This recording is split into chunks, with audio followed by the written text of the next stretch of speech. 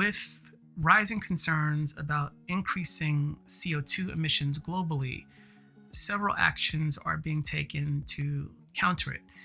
This includes automobiles, which are among the biggest contributors to CO2 emissions. Several countries around the world are looking at the transition to cleaner automobiles, and this includes electric vehicles. Norway, for example, plans to transition to sales of zero emission vehicles by 2025. This includes battery electric vehicles and fuel cell hydrogen vehicles. But many automakers are struggling to meet such timelines, and some automakers are pushing back against timelines entirely. Global automotive giant General Motors is one such company. The company is revising its transition to electric vehicles. Once committed to an all-electric future, the company is now looking to reintroduce plug-in hybrid electric vehicles back into its vehicle lineup in North America. This change comes in the wake of slowing electric vehicle sales and the urgent need to meet increasingly stringent fuel economy standards. In April 2022, the U.S. Department of Transportation's National Highway Traffic Safety Administration, or NHTSA, announced new fuel economy standards which follow President Joe Biden's executive order to drive America's transition to clean cars. These standards are called the Corporate Average Fuel Economy, or CAFE. So what is CAFE? Well, CAFE standards are regulations in the United States aimed at improving the average fuel economy of cars and light trucks, including trucks, vans, and sport utility vehicles manufactured for sale in the US. CAFE was implemented with three major goals, the first of which being energy conservation. CAFE standards were first enacted by the US Congress in 1975 in response to the 1973 oil crisis. The oil embargo against the US led to fuel shortages as well as high fuel prices, and really highlighted the US's vulnerability due to its heavy reliance on foreign oil. The second goal is reducing fuel consumption. By setting fuel economy targets for automakers, CAFE standards aim to reduce the amount of fuel consumed by vehicles in the US, thereby decreasing the overall consumption of oil. And finally, environmental benefits. Over time, the scope of CAFE standards were expanded to include environmental considerations. Improved fuel economy reduces greenhouse gas emissions, which contributes to U.S. efforts to combat climate change. The new standards are aimed at making vehicle miles per gallon more efficient, saving consumers more money at the pump and reducing emissions from transportation. CAFE, in reality, is more complicated than conserving energy and reducing fuel consumption. CAFE standards require each automaker to meet certain miles per gallon averages across the fleet of vehicles that they sell in a given year. This means the average fuel economy of all the new vehicles from an automaker must meet or exceed specified targets.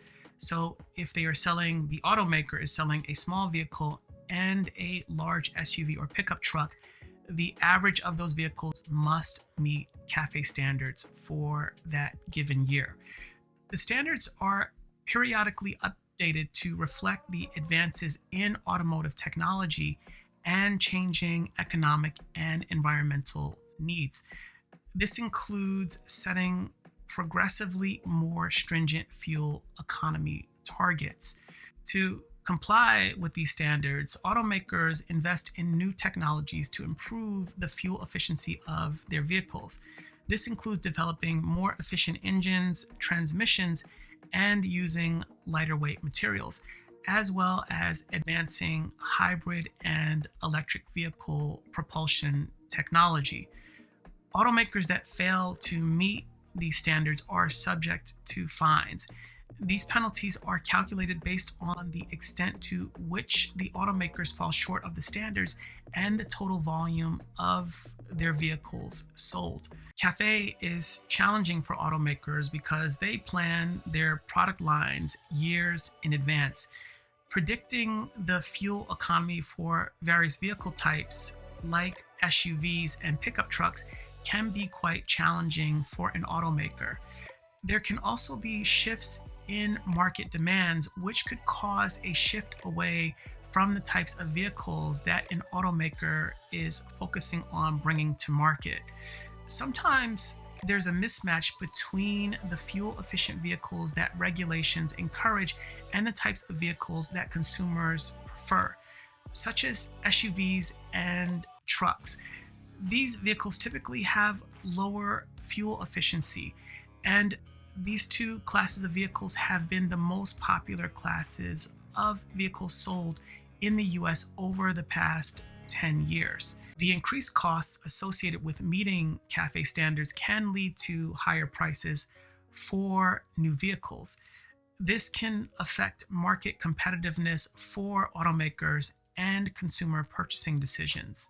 The new CAFE standards under the Biden administration require an industry-wide fleet average of 49 miles per gallon for passenger vehicles and light trucks. This includes SUVs. And these CAFE standards are among the most stringent fuel efficiency requirements to date. The previous CAFE standards required passenger cars and light trucks to achieve an industry-wide fleet average of roughly 40 miles per gallon. This was part of the regulations established in 2012 under the Obama administration. However, there was a rollback of these standards during the Trump administration in 2020, which reduced the requirement, the industry-wide fleet average, to 28 miles per gallon. The new standards under the Biden administration will increase fuel efficiency 8% annually for vehicle model years 2024 to 2025 and 10% annually beginning for model year 2026. They will also increase the estimated fleet average by nearly 10 miles per gallon for model year 2026 relative to vehicle model year 2021.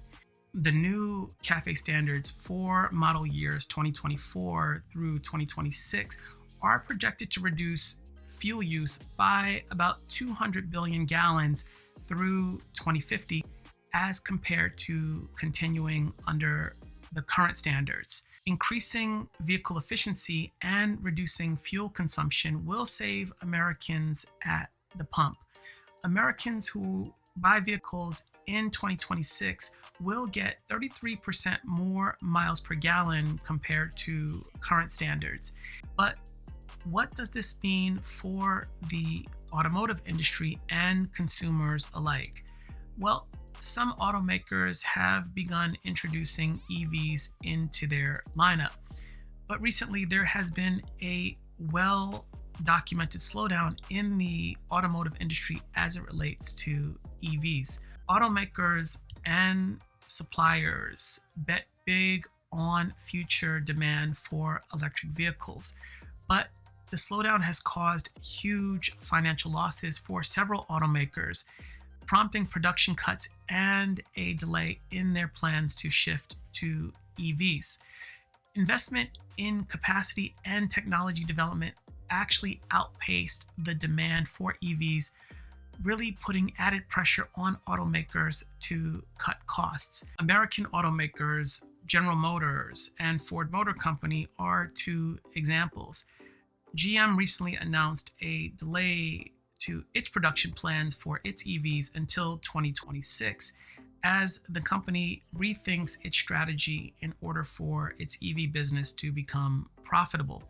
Ford has also delayed its EV production plans as well as implemented production cuts due to slower than expected demand for their vehicles. For more information on these companies' plans as it relates to EVs, see the related video link. For GM, it has decided to refocus its near-term plans by bringing plug-in hybrid electric vehicles, or PHEVs, back into its lineup. Plug-in hybrids combine traditional internal combustion engine technology with electric battery technology. They offer a blend of reduced emissions and extended driving range, bridging the gap between conventional and fully electric vehicles. Despite this shift in plans, GM says it's maintaining its commitment to eliminating tailpipe emissions from light-duty vehicles by 2035. The integration of PHEVs is seen as a strategic move to balance environmental goals and the current challenges in the automotive market. General Motors isn't new to plug-in hybrid vehicles. If you recall, the company had the Chevrolet Volt plug-in hybrid from 2010 to 2019, which was a very popular choice among consumers. Following the discontinuation of the Volt, which was met with a lot of controversy, the company shifted its focus to EVs, with the initial focus being on the Chevrolet Bolt EV. The company also has high hopes for its Ultium battery technology. However, models like the Chevrolet Blazer EV and GMC Hummer EV have faced challenges, from owner frustrations with the vehicle software to the function of the vehicle overall, including motors, batteries, and brakes. Interestingly, GM has been offering plug-in hybrid vehicles in markets outside the US. China would be an example, but now the company is bringing the technology back home to North America. GM's strategy, this goes beyond meeting federal fuel economy and tailpipe emission regulations. It's about meeting consumer demand as well. Shifting to plug-in hybrids offer several advantages to automakers. One, they can attract a wider range of consumers, as consumers may have concerns around range anxiety as it relates to battery electric vehicles. There are also concerns from consumers around EV charging infrastructure and whether they will be able to safely and reliably charge their EVs. And there's also the higher upfront costs associated with buying an EV. Many automakers also have the technology in place, as well as the manufacturing capabilities for plug-in hybrid electric vehicles, which allows for a quicker and potentially less costly transition compared to developing an all-new battery electric vehicle. Toyota would be one such example. While plug-in hybrids emit fewer pollutants than internal combustion engine vehicles, they still contribute to emissions in the atmosphere when they are operating in gasoline mode, meaning that they are less environmentally friendly than their battery electric vehicle counterparts. Then there's the consumer behavior aspect to plug-in hybrid vehicles. Research by the International Council on Clean Transportation in 2023 found that many plug-in hybrid vehicle owners don't actually plug in their vehicles for charging, especially those with company cars, meaning that these hybrid vehicles are operating primarily in gasoline mode. This could be influenced by various factors such as convenience, meaning whether owners have access to charging stations or whether the vehicle is actually directly owned by them. They may not feel that it's necessary to plug the vehicles in for charging. In some cases, plug-in hybrids may actually emit more carbon dioxide into the atmosphere than is advertised by automakers. This is due to these vehicles being heavier than their internal combustion engine counterparts due to the hybrid electric motor and the combination of the internal combustion engine.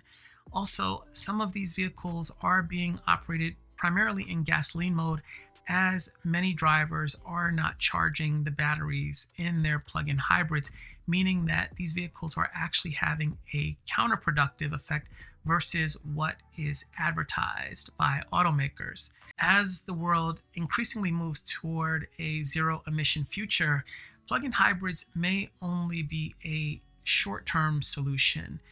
Long-term investments by automakers into plug-in hybrid technology may not align with the trajectory of the automotive industry as well as governments.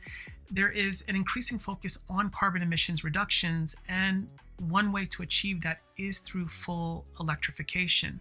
So, what does this mean for you, the consumer? In the near term, it means more choices in terms of vehicle offerings and the type of technology that they use. It also allows automakers to make a more gradual transition to electric vehicles as the industry adapts to evolving demands and as the technological capabilities develop. As always, thanks for watching. And for more from the definitive source for clean tech, e-mobility, and sustainability, make sure that you like and that you're subscribed to cleanearth.io.